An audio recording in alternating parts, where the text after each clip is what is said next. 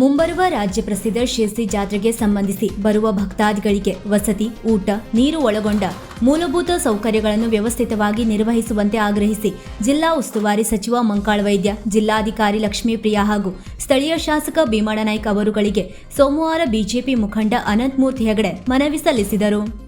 ಅವರು ನಗರದ ಮಿನಿ ವಿಧಾನಸೌಧದಲ್ಲಿ ಜಿಲ್ಲಾಧಿಕಾರಿ, ಉಸ್ತುವಾರಿ ಸಚಿವರ ನೇತೃತ್ವದಲ್ಲಿ ನಡೆದ ಜಾತ್ರಾ ಪೂರ್ವಭಾವಿ ಸಭೆಯಲ್ಲಿ ಪಾಲ್ಗೊಂಡು ಮನವಿ ನೀಡಿದರು. ಜಾತ್ರೆಗೆ ಬರುವ ಭಕ್ತಾದಿಗಳಿಗೆ, ವ್ಯಾಪಾರಸ್ಥರಿಗೆ ವಸತಿ, ಊಟ, ಪಾರ್ಕಿಂಗ್ ಸೇರಿದಂತೆ ಮೂಲಭೂತ ಸೌಲಭ್ಯ ಒದಗಿಸುವಂತೆ ಈಗಾಗಲೇ ಶಾಸಕರಿಗೆ ತಾಲೂಕು ಆಡಳಿತಕ್ಕೆ ಆಗ್ರಹಿಸಲಾಗಿದ್ದು, ಒಂದು ವೇಳೆ ನಿಗದಿತ ಸಮಯದಲ್ಲಿ ಮೂಲಭೂತ ಸೌಕರ್ಯವನ್ನು ಒದಗಿಸುವಲ್ಲಿ ತಾಲೂಕು ಆಡಳಿತ ವಿಫಲವಾದರೆ ಫೆಬ್ರವರಿ 3ರಂದು ಉಪವಾಸ ಸತ್ಯಾಗ್ರಹ ನಡೆಸುವುದಾಗಿ ಹೇಳಿಕೆ ನೀಡಲಾಗಿತ್ತು. ಆದರೆ ಮನವಿ ಸ್ವೀಕರಿಸಿದ ಜಿಲ್ಲಾ ಉಸ್ತುವಾರಿ ಸಚಿವ ಮಂಕಾಳ ವೈದ್ಯ, ಜಾತ್ರಾ ಆರಂಭವಾಗುವುದರೊಳಗೆ ವ್ಯಾಪಾರಿಗಳು, ಭಕ್ತಾದಿಗಳನ್ನು ಒಳಗೊಂಡು ಸರ್ವರಿಗೂ ಅನುಕೂಲವಾಗುವಂತೆ ಎಲ್ಲಾ ಮೂಲಭೂತ ಸೌಕರ್ಯದ ವ್ಯವಸ್ಥೆ ಮಾಡುವುದಾಗಿ ತಿಳಿಸಿದ್ದಾರೆ.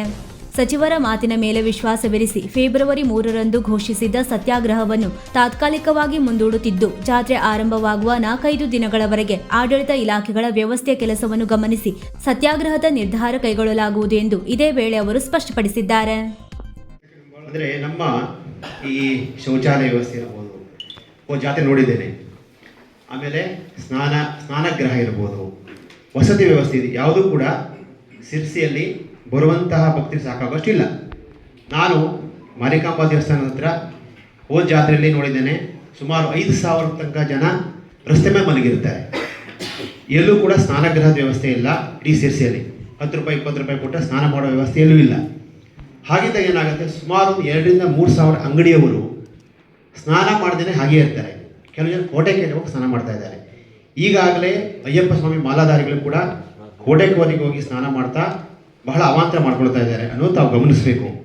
ಇಲ್ಲಿ ಒಂದು ಸ್ನಾನಗೃಹ, ಆಮೇಲೆ ಶೌಚಾಲಯವು ಕೂಡ ಹಾಗೇನೆ.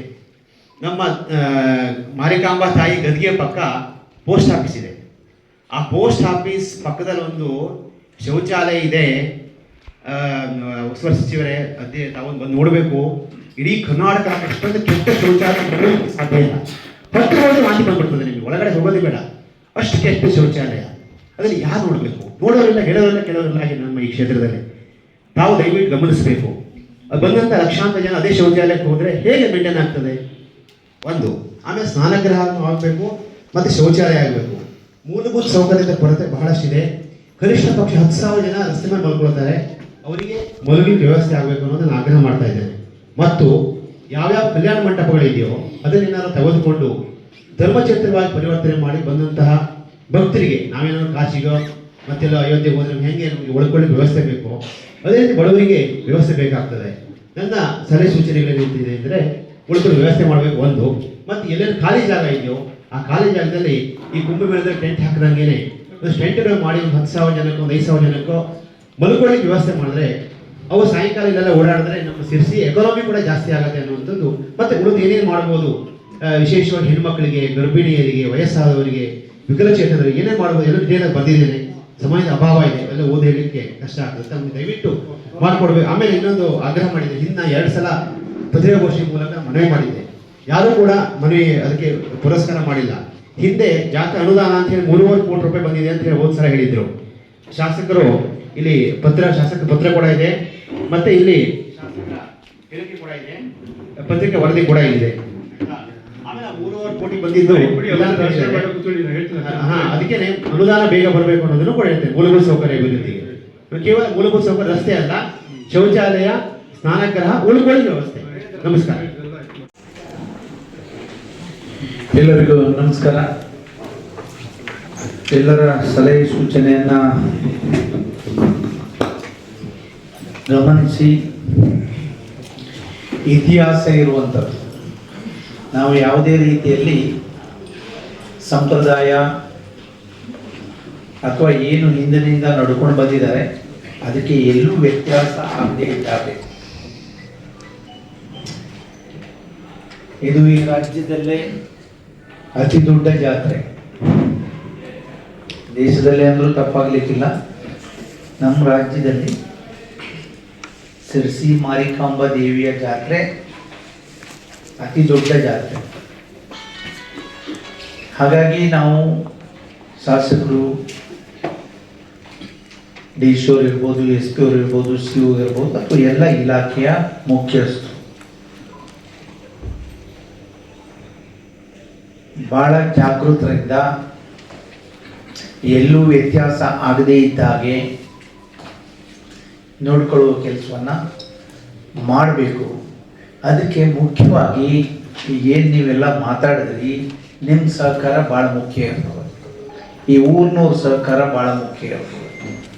ಇದು ಇವತ್ತೇ ನಿನ್ನೆಯಿಂದ ಪ್ರಾರಂಭ ಆದದ್ದಲ್ಲ, ಇದಕ್ಕೆ ಇತಿಹಾಸ ಇದೆ. ಏನೋ ನಾವು ಹೊಸದಾಗಿ ಮಾಡ್ತಾರಂದ್ರೆ ಅದಕ್ಕೆ ಪೂರಕವಾಗಿ ಏನು ಮಾಡಬೇಕು, ಏನು ಮಾಡಿದರೆ ಸರಿ ಅಂದರೆ ಯೋಚನೆ ಮಾಡುವಂಥದ್ದು ಇರ್ತದೆ. ಇದು ಹಾಗಲ್ಲ, ಇದು ಇತಿಹಾಸ ಇದೆ. ಪ್ರತಿ 2 ವರ್ಷಕ್ಕೊಮ್ಮೆ ಜಾತ್ರೆ ಬರ್ತದೆ. ನಾವು ಪ್ರತಿ ವರ್ಷ ವಿಜೃಂಭಣೆಯಿಂದ ಒಳ್ಳೆಯ ರೀತಿಯಲ್ಲಿ ಎಲ್ಲ ಭಕ್ತರಿಗೆ ಅನುಕೂಲ ಆಗುವ ರೀತಿಯಲ್ಲಿ ಎಲ್ಲ ರೀತಿಯ ವ್ಯವಸ್ಥೆಯನ್ನು ನಾವು ಮಾಡ್ತಾ ಇದ್ದೇವೆ. ಏನು ಇದೆಷ್ಟೆಲ್ಲ ಹೇಳಿದ್ರು, ಎಲ್ಲ ಮೂಲಭೂತ ಸೌಕರ್ಯಗಳು ಎಲ್ಲವೂ ಇದ್ದಾವೆ, ನಗರಸಭೆ ಕೂಡ ಮಾಡಿದ್ದೇವೆ. ಜಾತ್ರೆ ಬಂದಿರತಕ್ಕಂಥ ಯಾವುದೇ ವಿಶೇಷವಾದ ಹಣ ಹಿಂದೂ ಬಂದಿಲ್ಲ, ನನ್ನ ಅವಧಿಯಲ್ಲಿ ಹಾಗೂ ಬಂದಿಲ್ಲ, ಈಗೂ ಬಂದಿಲ್ಲ. ಆದರೆ ಜಾತ್ರೆ ಬೇಕಾಗಿರ್ತಕ್ಕಂಥ ರಸ್ತೆ ವಿಸ್ತರಣೆ ಎಲ್ಲ ಏನಿದ್ದಾವೆ ಈಗಾಗಲೇ ಆ ಹಣವನ್ನು ತಂದಿದ್ವಿ. ಮಾನ್ಯ ಡಿ ಸಿ ಅವರು ಅದಕ್ಕೆ ಮಾನ್ಯತೆ ಕೊಟ್ಟಿದ್ದಾರೆ. ಈಗ ಇದು ತಂದು ಹಣ ಬಂದ ಕೂಡ ಆಗೋದಲ್ಲ, ಅದು ಎಲ್ಲ ಟೆಂಡರ್ಗಳು ಆಗಿದ್ದಾವೆ. ಈಗ ಕೆಲವೇ ದಿನದಲ್ಲಿ ಅವೆಲ್ಲ ಮಾರಿಕಮ್ಮ ಜಾತ್ರೆ ವ್ಯಾಪ್ತಿಯಲ್ಲಿ ಇರ್ತಕ್ಕಂಥದ್ದು ಏನಿದು ಎಲ್ಲ ರಸ್ತೆಗಳು ಕೂಡ ಅದು ಡಾಂಬರೀಕರಣ ಆಗಿ ಎಲ್ಲ ಚೆನ್ನಾಗುತ್ತೆ. ಅದರಲ್ಲಿ ಯಾವುದೇ ಇದಿಲ್ಲ. ಒಂದು ಎರಡನೇದು, ಈಗಾಗಲೇ ನಾವು ನಿನ್ನೆ ಈಗ ಹೇಳಿದೆ, ನಾವೀಗ ಶೌಚಾಲಯದ ಬಗ್ಗೆ ಮತ್ತು ಹೆಚ್ಚಿನ ಶೌಚಾಲಯದ ಬಗ್ಗೆ ಮಾಡೋದ್ರ ಬಗ್ಗೆ ಈಗಾಗಲೇ ನಾವು ಮಾತನಾಡಿ ಮೀಟಿಂಗಲ್ಲಿ ಅದನ್ನು ತಿಳ್ಕೊಂಡು ಆಗುತ್ತೆ. ಆಮೇಲೆ ಈ ಅನೇಕ ವಿಚಾರದಲ್ಲಿ ಜಾತ್ರೆ ಪೂರ್ವವಾಗಿತ್ತು, ಹಿಂದೇನಿತ್ತು ಅದಕ್ಕೂ ಹೆಚ್ಚಿನ ರೀತಿಯಲ್ಲಿ ಎಲ್ಲ ರೀತಿಯ ವ್ಯವಸ್ಥೆಯನ್ನು ಇವತ್ತು ನಾವು ಈಗ ನಮ್ಮ ಜಿಲ್ಲಾಡಳಿತ, ತಾಲೂಕಾಡಳಿತ ಮತ್ತು ನಗರಸಭೆ ಎಲ್ಲ ಪೂರ್ವ ಸಿದ್ಧತೆ ಹಂತದಲ್ಲಿ ನಾವು ನಾವು ಸರ್ಕಾರದ ಮುಂದೆ ಇಟ್ಟು ಗೌರವಾನ್ವಿತ ನಮ್ಮ ಇಂಧನ ಮಂತ್ರಿಗಳಾಗಿರ್ತಕ್ಕಂಥ ಶ್ರೀಯುತ ಜಾರ್ಜ್ ಸಾಹೇಬರು ಅದಕ್ಕೆ 3 ಕೋಟಿ ಹಣವನ್ನು ಸ್ಯಾಂಕ್ಷನ್ ಮಾಡಿ ಟೆಂಡರ್ ಮಾಡಿ ಈಗಾಗಲೇ ಕಾಮಗಾರಿಯನ್ನು ಪ್ರಾರಂಭ ಮಾಡಬೇಕಾಗಿತ್ತು. ಅನೇಕ ಸ್ನೇಹಿತರು ಮತ್ತು ನಮ್ಮ ಅಧ್ಯಕ್ಷರು, ಧರ್ಮದರ್ಶಿಗಳು ಕೂಡ ಹೇಳಿದರು, ಇಲ್ಲ ಇವಾಗ ಮಾಡಿಬಿಟ್ರೆ ಅದಕ್ಕೆ ಟ್ರೆಂಚ್ ಹೊಡಿಬೇಕಾಗತ್ತೆ, ಅದು ಸರಿಯಾಗಿ ಸೆಟ್ ಆಗಲ್ಲ. ನಾನು ತೇರು ಎಳೆಯುವಾಗ ತೇರ್ಗಾಲಿ ಹೋಗಿ ಎಲ್ಲರೂ ಸ್ವಲ್ಪ ಖುಷಿ ಬಹುದು ಅನ್ನೋಂಥ ಆತಂಕ ವ್ಯಕ್ತಪಡಿಸಿದರು. ಹಾಗೆ ಅವರು ಹೇಳಿದರು, ಅನೇಕ ಸಾರ್ವಜನಿಕರು ಹೇಳಿದರು, ಈಗ ಏನಾಗಿದೆ ಈ ಸತಿ ಸರಿ ಮಾಡೋಣ, ಅದನ್ನು ಆ ಕಾಮಗಾರಿಯನ್ನು ಜಾತ್ರೆ ಮುಂದೆ ತಗೊಂಡು ಒಳ್ಳೆಯದು ಅಂತ ಏನು ಅವರ ಸಲಹೆ ಸೂಚನೆ ಇತ್ತು, ಅದನ್ನು ಜಾತ್ರೆ ಮುಂದೆ ಅದನ್ನು ತಗೊಳ್ತೀವಿ. ಮೇಡಮ್, ನನ್ನ ಪ್ರಶ್ನೆ ಏನು ಅಂತಂದರೆ, 3:30ಕ್ಕೆ ಸಭೆಯನ್ನು ಕರೆದಿದ್ದೀರಿ, 3:30ಕ್ಕೆ ಬಂದು ಕೂತಿದ್ವಿ, 4:30ಕ್ಕೆ ಸಭೆ ಆರಂಭ ಆಗಿದೆ. ಒಂದು ನಿಮಿಷ ಹೇಳ್ತೀನಿ ನಾನು. ದಯವಿಟ್ಟು 3:30 ಕರೆದಿರ್ತಕ್ಕಂಥ ಸಭೆ ಮಾನ್ಯ ಜಿಲ್ಲಾಧಿಕಾರಿಯಿಂದ ಹಿಡಿದು ಜಿಲ್ಲಾ ಉಸ್ತುವಾರಿ ಮಂತ್ರಿಗಳಿಂದ ಹಿಡಿದು ಬೆಳಗ್ಗೆಯಿಂದ ಮಾಡಿರ್ತಕ್ಕಂಥ ಪ್ರಾರಂಭ ಮಾಡಿರ್ತಕ್ಕಂಥ ಇವತ್ತು ಹಲವಾರು ಕಾರ್ಯಕ್ರಮದಲ್ಲಿ ನಾವು ಭಾಗಿಯಾಗಿ 3:30ಗೆ ನಾವು ಸಮಯ ಕೊಟ್ಟಿದ್ದೀವಿ. ನಾವು ಸಿದ್ಧಾರ್ಥಿ ಕಾರ್ಯಕ್ರಮ, ಇಲ್ಲಿ 5 ಕಾರ್ಯಕ್ರಮ. ಆ ಕಾರ್ಯಕ್ರಮದಲ್ಲಿ ತಮ್ಮಂತರು ಅನೇಕ ಜನ ಬಂದಿರ್ತೀರಿ, ಮಂತ್ರಿಗಳು ಮನವಿ ಕೊಡುವಂಥದ್ದು ಮತ್ತೊಂದು ಆಗಿರೋದ್ರಿಂದ ಒಂದೊಂದು ಕಡೆ 5 ನಿಮಿಷ ಲೇಟ್ ಆದಾಗ ಸಹಜವಾಗಿ ಇಷ್ಟು 1.5 ಗಂಟೆ ವಿಳಂಬ ಆಗಿರ್ಬೋದು. ಅದಕ್ಕೆ ನಾನು ವಿಷಾದವನ್ನು ವ್ಯಕ್ತಪಡಿಸಿದೆ ಅಷ್ಟೇ. 7 ವರ್ಷ ಆಗಿತ್ತು. 7 ವರ್ಷದ ನಂತರ ನಾವೇ ಬಂದು ಕೊಟ್ಟಿವಿ. ದಾಖಲೆ ಇದ್ರೆ ಬಿಡುಗಡೆ ಮಾಡಿ. ನನ್ನ ಮಂಕಾಳು ವಿದ್ಯೆ ದಾಖಲೆ ಇಲ್ಲದೆ ಸುಳ್ಳು ಹೇಳುವ ಅಲ್ಲ. ನಮಗೆ ಸುಳ್ಳು ಹೇಳೋ ಅವಶ್ಯಕತೆ ಇಲ್ಲ. ನಾವು ಏನಿದ್ರು ದಾಖಲೆ ಸಮೇತ ಹೇಳ್ತೇವೆ. 2013ರಿಂದ 18ಕ್ಕೆ ಎಷ್ಟು ಬಂದಿದೆ ಅನ್ನೋಳು ಹೇಳ್ತೀನಿ, 18ರಿಂದ 23ರವರೆಗೆ ಎಷ್ಟು ಬಂದಿದೆ ಅನ್ನೋಳು ಹೇಳ್ತೀನಿ, ಅಥವಾ ಎಲ್ಲ ಬಸ್ಸು ಬಂದ್ ಮಾಡಿ ಇಟ್ಟಿದ್ದು ಹೇಳ್ತೀನಿ ಬೇಕಾದ್ರೆ. ಅದೀಗ ಈ ಸಮಯ ಅಲ್ಲ ಅಂದರೆ ನಾನು ತಿಳ್ಕೊಂಡಿದ್ದೀನಿ. ಹೇಳಿ, ನಮಗೆ ಇವರೇ ಸುರಕ್ಷಿತವಾಗಿ ಬೇರೆ ಬೇರೆ ಜಿಲ್ಲೆಯಿಂದ ಬರುವಂಥ ಬಸ್ ಇವರೇ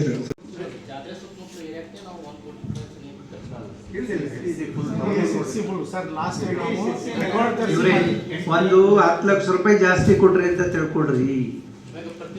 ನಗರಸಭೆಯಲ್ಲಿ ಇರ್ತದೆ, ಆ ಈ ನಗರಕ್ಕೆ ಖರ್ಚು ಮಾಡ್ತಾರೆ, ಬಡ್ಕಳ ತಗೊಂಡು ಹೋಗುದಿಲ್ಲ. ಅದು ಯಾಕ್ರಿ ಯೋಚನೆ ಮಾಡ್ತೀರಿ? ದುಡ್ಡು ಇದ್ದಿದ್ದು ಖಾಲಿ ಮಾಡ್ಬೇಕು, ಇಟ್ಕೊಳ್ಬಾರ್ದು ಯಾವ.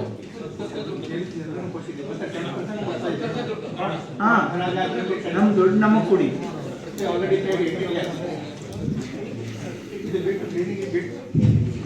ಕ್ಲೀನಿಂಗ್ ಬಿಟ್ಟು ಇದರ ಹೊರತಾಗಿ ಹರಾಜಾದ ಪ್ಲಾಟಿನಲ್ಲಿ ಬಂದಂಥ ಆದಾಯದಲ್ಲಿ 1,10,00,000 ಬಂದಿದೆ ಸರ್. ಅದರಲ್ಲಿ 10% 18 lakhs ಕೊಟ್ಟಿದ್ದಾರೆ sir. This is the 25 lakhs and that is 18 lakhs. 43 lakhs ನಗರಸಭೆ ಕೊಟ್ಟಿದೆ. 10 ಲಕ್ಷ ಅಷ್ಟೇ ಕೊಟ್ಟೆ ಸರ್, ಬರೀ 10 ಲಕ್ಷ ಅಷ್ಟೇ ಇಲ್ಲ. ಈಗ ನಮ್ಮ ಜಾಗ ನಿಮಗೆ ಕೊಟ್ಬಿಟ್ಟು ಕೊಟ್ಟಿದ್ದೀವಿ, ಹರಾಜು ಮಾಡ್ತೀರ, 50% ಕೊಡೋದು.